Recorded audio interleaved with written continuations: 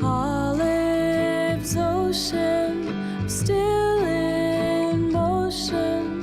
How could you go? Old video, innate finite, gave you quinine. I'm alright.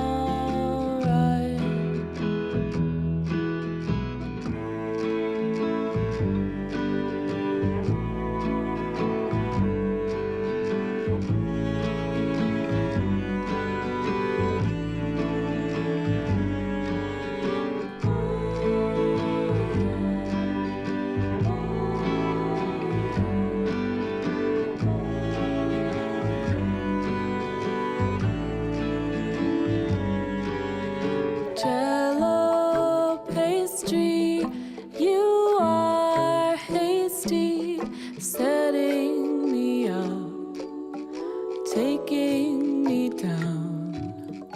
There's no will, 'cause you're a million.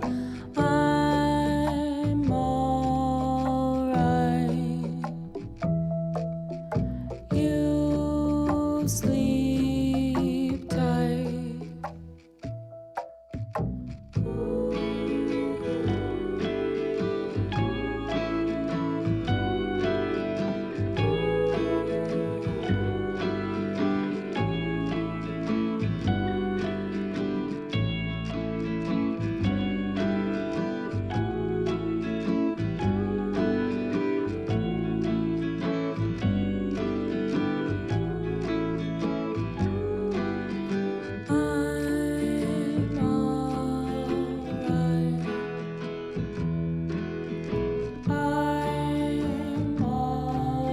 alright. I'm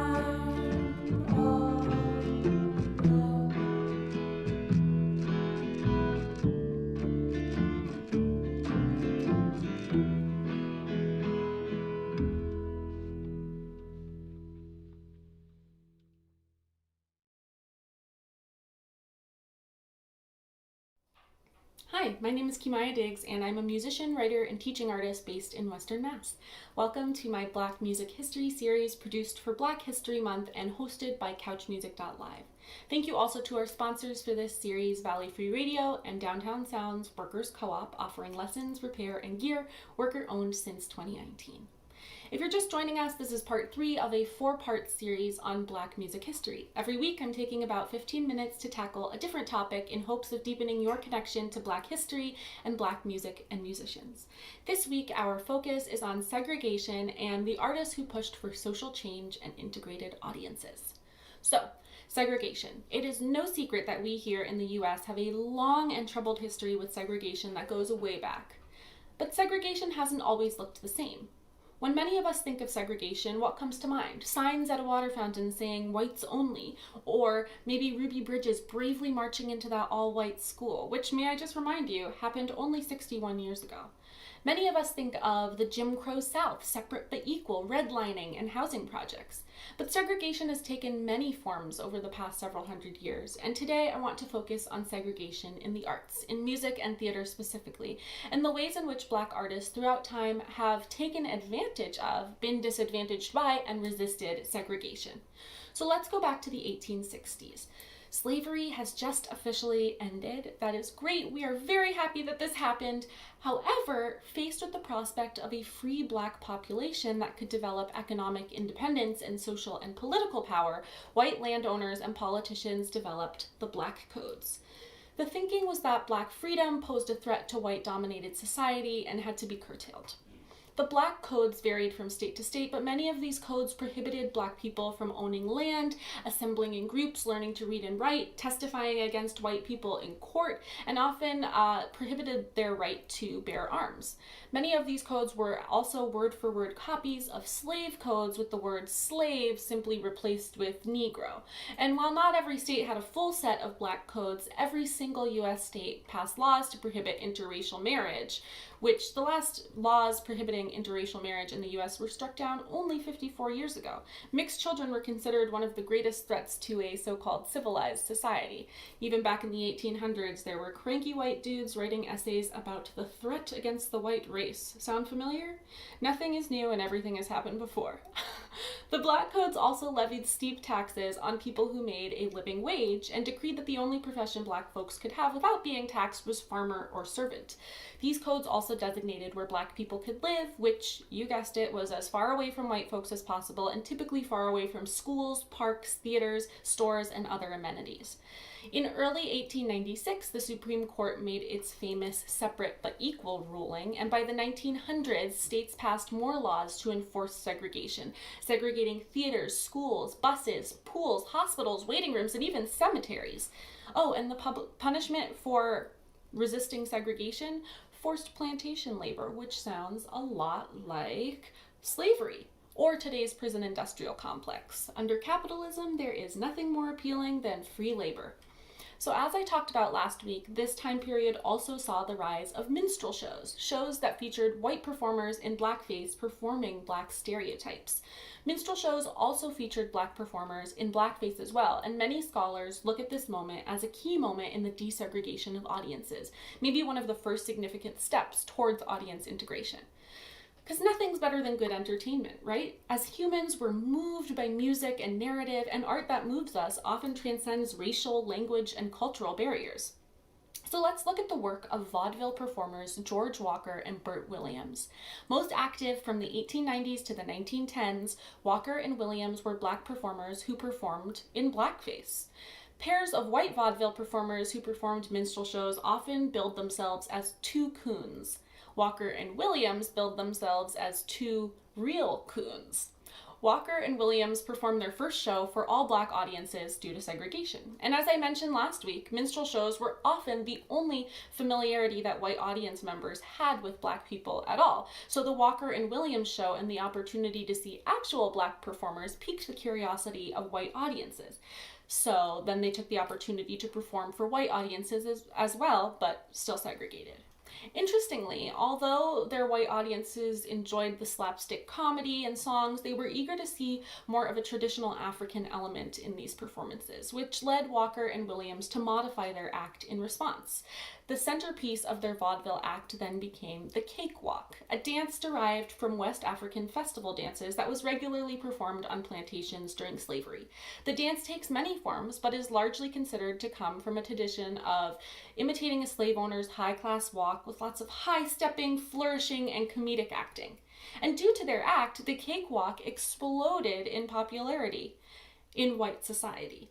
White performers added the cakewalk to their routines, and high society clubs hosted cakewalk competitions and exhibitions, which were only open to white people.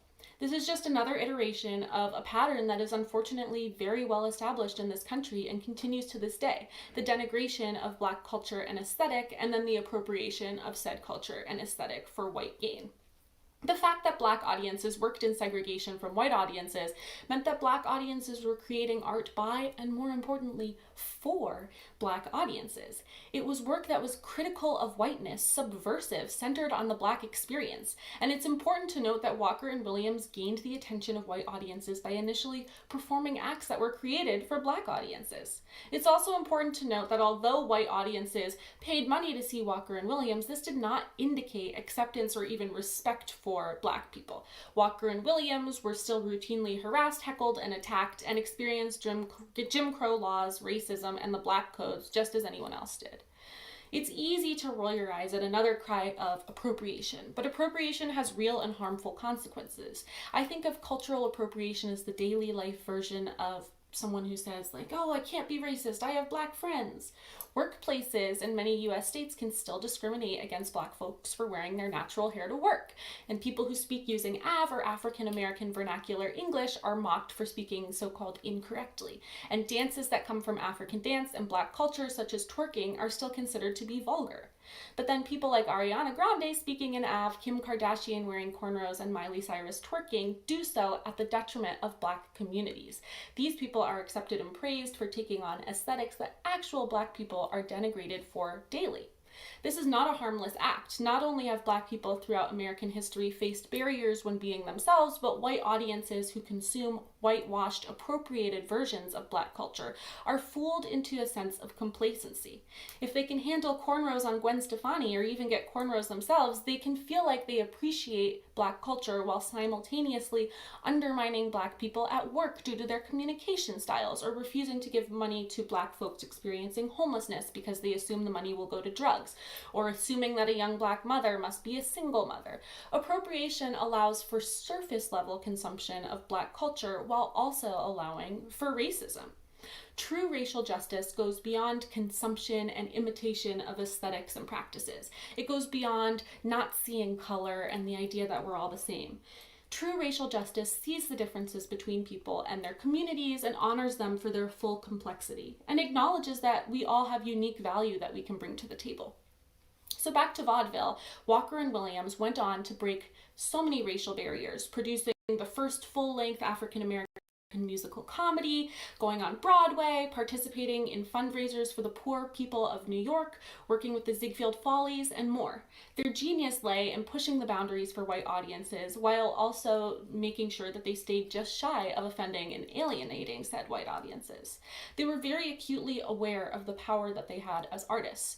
George Walker's wife, Ada Overton Walker, one of my favorite women in vaudeville history, and who often performed with her husband and Burt Williams, was quoted as saying, "I venture to think and dare to state that our profession does more toward the alleviation of color prejudice than any other profession among colored people."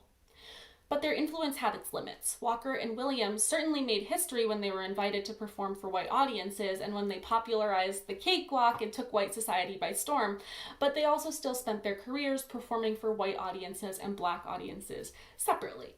At the same time, I don't want to understate how much of an impact that they had as artists. For one of the first times, the talent of black performers outweighed society's desire to keep them hidden from white view. They made their way into white performance spaces, and white audiences in turn ventured into black theaters. George Walker and Burt Williams paved the way for performers such as Ella Fitzgerald and other jazz greats of the next 50-ish years.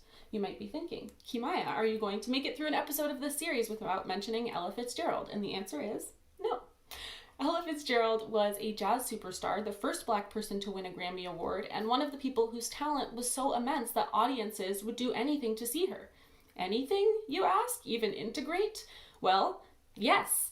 Ella Fitzgerald's manager, Norman Granz, was a civil rights activist and fiercely devoted to desegregation and equal treatment and pay for his clients. If a club refused to integrate its audience for Ella's show, the show was canceled. However, it wasn't always up to them. They had several celebrity allies, such as Marilyn Monroe, who promised to attend Ella Fitzgerald's entire run at a club if the club owners permitted an integrated audience every night. The integrated audiences themselves often had no major objections to being integrated, and these were true integrated audiences with black and white audience members scattered throughout the club, which was a major departure from earlier so-called integrated shows that separated theaters down the center aisle or ballrooms that literally had a line painted on the floor that was forbidden to cross. But local law enforcement frequently took issue with integration. In 1955, Ella Fitzgerald performed in Houston, Texas, and Norman Granz, having told the promoters that it would be an integrated show, took down the Negro and white signs from the venue bathrooms. Before the end of the first set, Fitzgerald's dressing room was raided, and she, Dizzy Gillespie, and several others were arrested by police officers who confiscated all the cash in the room and charged the musicians with gambling. The musicians were taken to jail and were able to post bond before the second set began, leaving audiences unaware of what had happened. And one officer even asked Ella Fitzgerald for her autograph before she left the police station. But the arrest was largely considered to be retaliation for the integration of the show. In the 1950s and beyond, desegregating audiences remained a major issue, and as audiences began to integrate somewhat, several restrictions were put in place to make compliance nearly impossible. The doo-wop group the Flamingos remember being met at a Birmingham, Alabama venue by nearly 50 police officers holding rifles, who then instructed the performers not to make eye contact or interact with the white audience members on the floor level, only with the black audience members who were confined to the balcony. Chuck Berry once arrived at a gig to find that the local promoter had replaced him with a white Chuck Berry cover band because they hadn't realized he was black when they had booked him.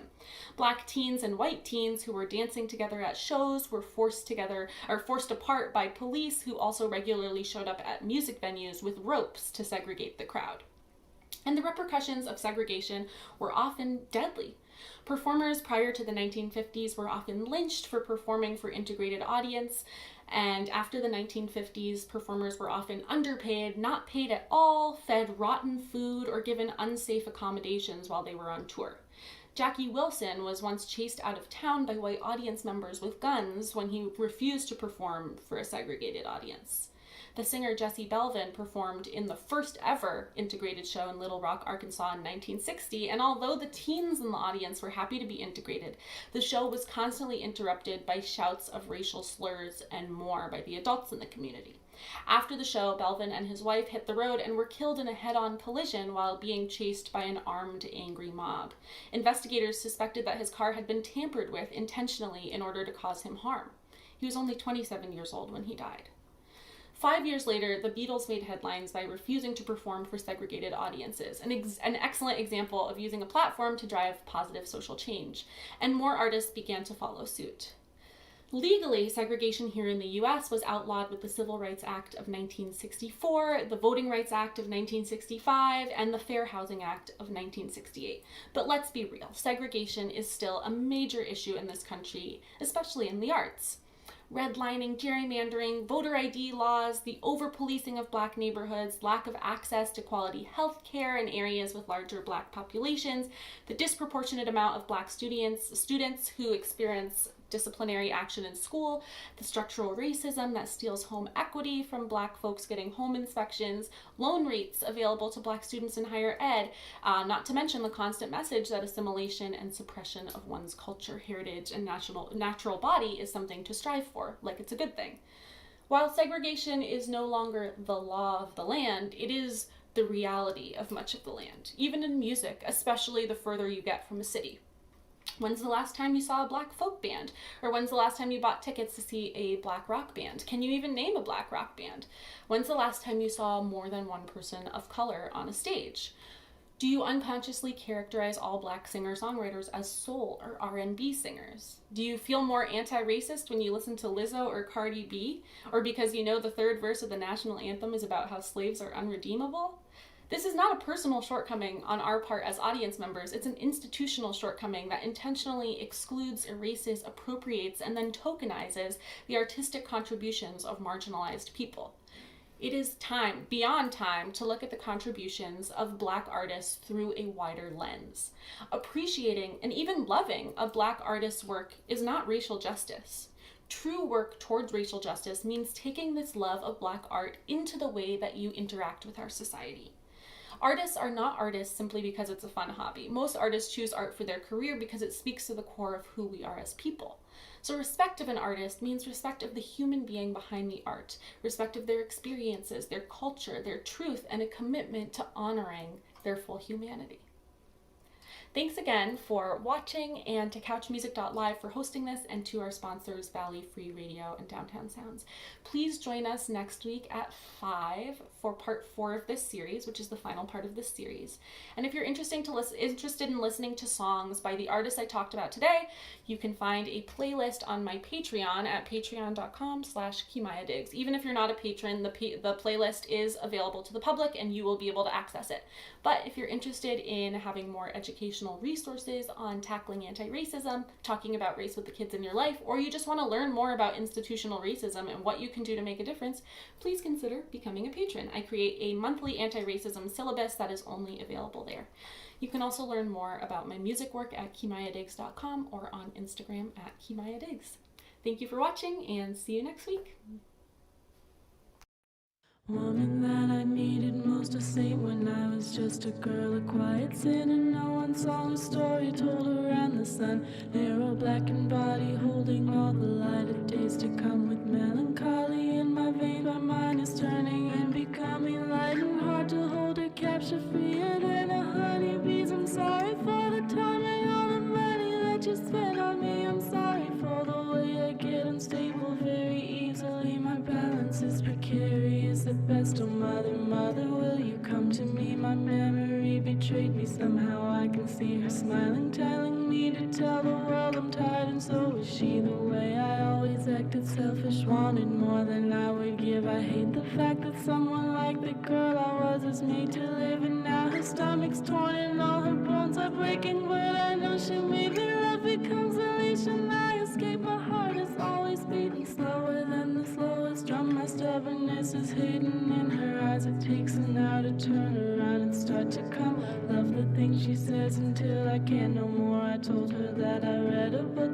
Really, I was kissing other boys behind the pantry door. It's perilous at best to try to tell her she should rest. The stars align and I can't see my moon. Oh mother, come to me.